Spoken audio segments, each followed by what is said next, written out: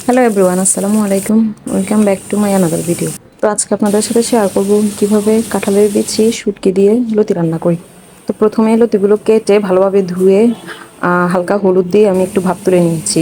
আর এদিকে কাঁঠালের বিচিও হালকা সিদ্ধ করে নিয়েছি। এখন একটি কড়াইতে তেল গরম করে পেঁয়াজগুলো হালকা নরম হয়ে এলে রসুন বাটা দিয়ে দিব। আর লতি বা যে কোনো কচু তরকারিতে রসুনটা একটু বেশি দিতে হয় যাতে গলায় না ধরে।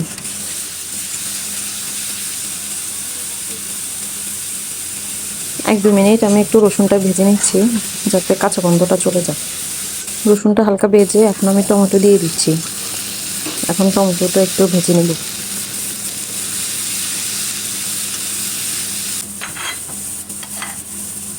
পরিমাণ মতো লবণ, হলুদ আর গুঁড়া মরিচ দিয়ে দিয়েছি। আজকে লতি তরকারিটা একটু ঝাল খাবো, তাই গুঁড়া মরিচটাও একটু বেশি দিয়েছি আর কাঁচা মরিচটাও একটু বেশি দিব। সাথে একটু গরম মশলা দিয়ে দিয়েছি। এখন মশলাটা আবার ভালোভাবে একটু কষিয়ে নেব।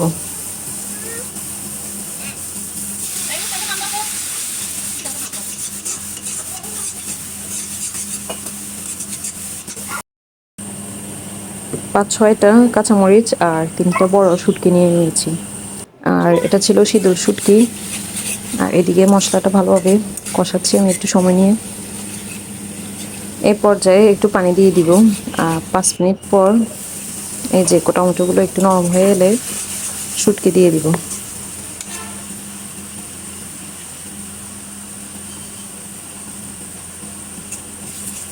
এখন ভালোভাবে একটু নেড়ে ছেড়ে নিব। শুটকিটা নরম হয়ে এলে তারপর আমি লতিটা দিব। এখন আবার কয়েকটা কাঁচামরিচ দিয়ে দিচ্ছি।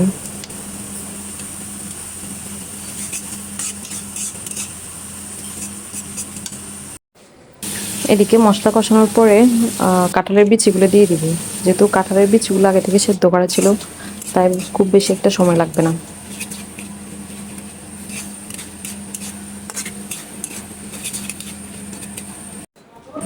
আবার একটু পানি দিয়ে একটু মশলাটা আবার কষিয়ে নিচ্ছি।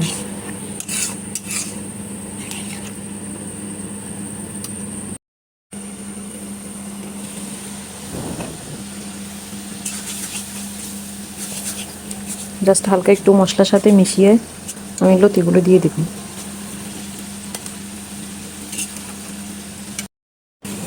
এখন ভালোভাবে একটু নেড়ে ছেড়ে 5-6 মিনিটের জন্য আমি ঢাকনা দিয়ে রেখে দিব।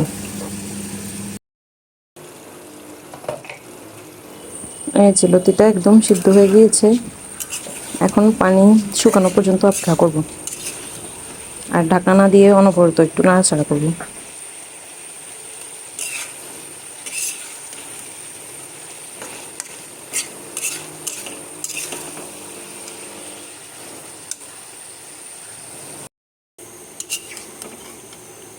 শুটকি, কাঁঠালের বিচি আর লতি এভাবে কে কে ভাজি করে খান বা রান্না করেন কমেন্ট করে জানাতে পারেন।